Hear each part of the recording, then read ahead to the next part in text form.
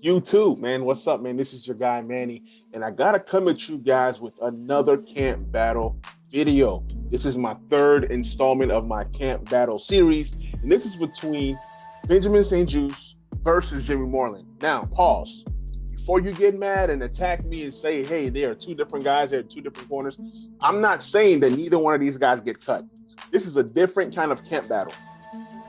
If Benjamin St-Juste performs well in camp and does great, does amazing, guess what? He can be moved to the outside, and then you can move Kendall Fuller to the inside to play the slot, right? Now, if Jimmy Moreland continues to play better and shows out this camp, like takes a whole nother step, because we need more out of Jimmy Moreland. If he takes a whole nother step, then guess what? Jimmy Moreland wins that corner slot position. Kendall Fuller stays outside, along with William Jackson III. So I just wanted to put that disclaimer out there before I got started with this video. Now, let's look at Jimmy Moreland first, since he's the veteran, right? So he was drafted for us in the 7th round in the 2019 draft. And what people were saying about Jimmy Moreland was he's fast with consistent history as a playmaker. You know what I'm saying? He has 18 career interceptions, including 6 touchdowns. So that's a playmaker. That's a guy. That's a ball hawk. And that's part of the reason why when we drafted Jimmy Moreland, we all were excited when we saw the tape. Even though he's playing at a smaller school in college, we still looked at the production and said, you know what? You guys know what I always say. When people say small school, I say production. When you're in a small school, you got to dominate amongst your peers to say, okay, that you're doing something, right? So he turned in explosive. This guy, he can jump out the gym, okay? 39-inch vertical at his pro day, okay? The guy can cover. He's annoying. He's a pest. He's like a Patrick Beverly if he played basketball. He's that kind of guy that shadows people. Yes, it has not fully translated to the pros, but you know he's each year he continues to get better, and each year, he can get better. Now, granted, I'm not saying that Jimmy Moreland is a lock to make a team. Maybe the team says, you know what, you're too small, or maybe they feel like, okay, Kendall Fuller going inside and they can do some other things. Like they did bring in Bobby McCain. Bobby McCain is just not brought in here to just be a safety. Like Bobby McCain said that he's a DB. He's willing to play anywhere. So what if Bobby McCain was brought in to play the slot? I'm just throwing stuff out there. So Jimmy Moreland is like an in-your-face press kind of guy. He's accurate with that initial jam. Yes, he's 5'10".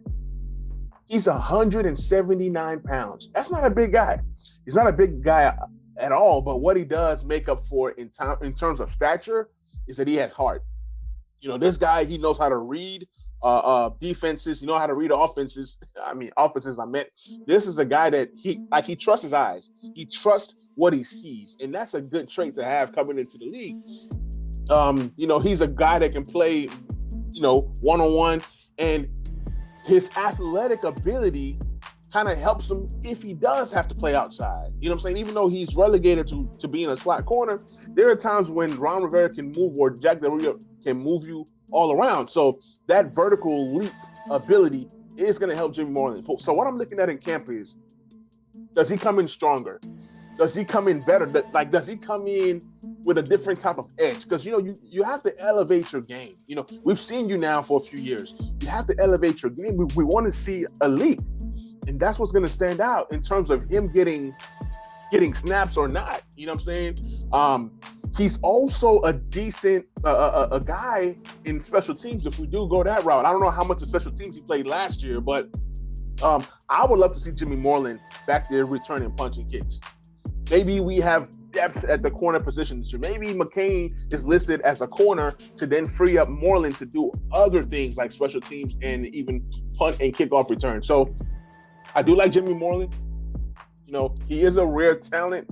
We got him in the 7th round, but there is a reason why he was drafted in the 7th round.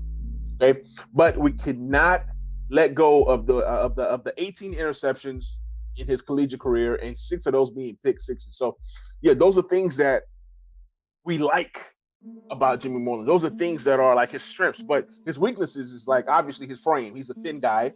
You know what I'm saying? Bigger targets he's going to struggle with like the bigger wide receivers, the bigger tight ends, the bigger running backs. You know what I'm saying? But like I said, he's feisty. So there's things that he needs to work on. He might struggle as a tackler. You know what I'm saying? Being that small in that frame, he does like to mix it up. He is a playmaker. I remember the preseason a couple years ago where he, had that forced fumble versus the Browns. I think he had 2 forced fumbles, if I'm not mistaken. But yeah, that's Jimmy Moreland in a nutshell. Then you look at Benjamin St-Juste. I like this kid. He's 6'3". You know what I'm saying? He's 202 pounds. I think he weighs more than 202 pounds, but they say he's 202 pounds. You know what I'm saying? So when you look at his measurables, man, the guy is big. And you know that Ron Rivera, he found a Josh Norman. So I'm not saying that this guy is going to be as good as a prime Josh Norman. What I am saying is that Ron Rivera is intrigued by a big corner. And I'm definitely going to love what Benjamin St-Juste brings to the table. He's a guy that can play press. So let's read what the scouts were saying about him prior to the draft. And then this guy, we got him in the 3rd round. And when we got him in the 3rd round, a lot of us were mad because people wanted wide receivers. People wanted different guys. But, to be able to get this guy in the 3rd round and for his size and what he brings to the table, he's real physical. And I like that about him. You know what I'm saying? So his strengths, he has elite size, length for the outside. He has potential for great physical challenges from press. You know what I'm saying? He has experience of a wide range of coverage schemes. He's quick, to like close or tackle, people at the 1st and 2nd level. So that's a good thing. That's a great thing. This guy right here, he's big enough to guard some of these bigger wide receivers, right? He's strong. He's really strong and physical.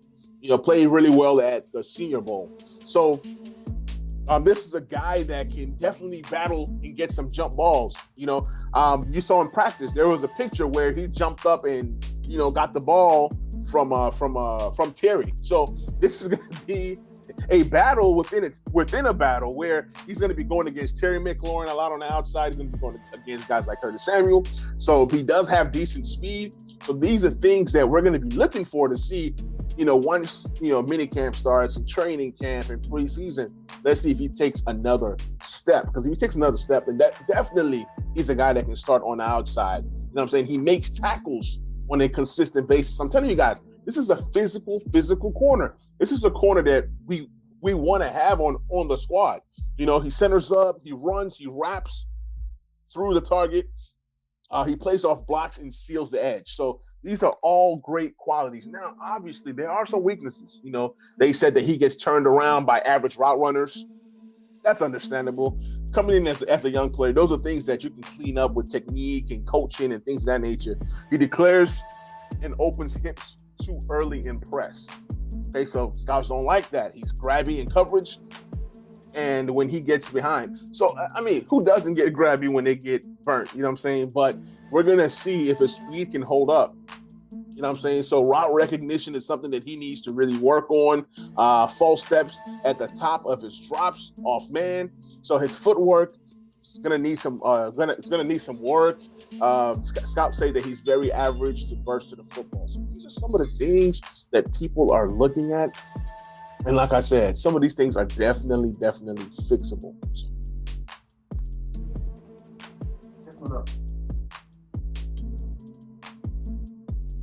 So guys, as I conclude this video, what I'm simply saying is that Jimmy Moreland can definitely be a guy that can end up as a third, maybe fourth corner.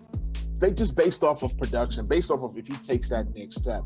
Benjamin St-Juste can be a surprise. And if this guy is anywhere between 75 to 85% ready to go as a starter, you start him out there. You're going to have two press corners between Benjamin St-Juste and William Jackson III. You got two physical corners that is going to feed off of this defensive line. So you guys, let me know what you guys think. Do you guys think that Benjamin St-Juste has a shot at starting? Or do you guys think that Jimmy Moreland is going to show up, play well, and end up as the slot corner while Kendall Fuller is on the outside? So let me know what you guys think in the comment section. If you guys are new to the channel, please like, please subscribe, please share. Once again, this is your guy, Manny. I'll catch you guys on the next video.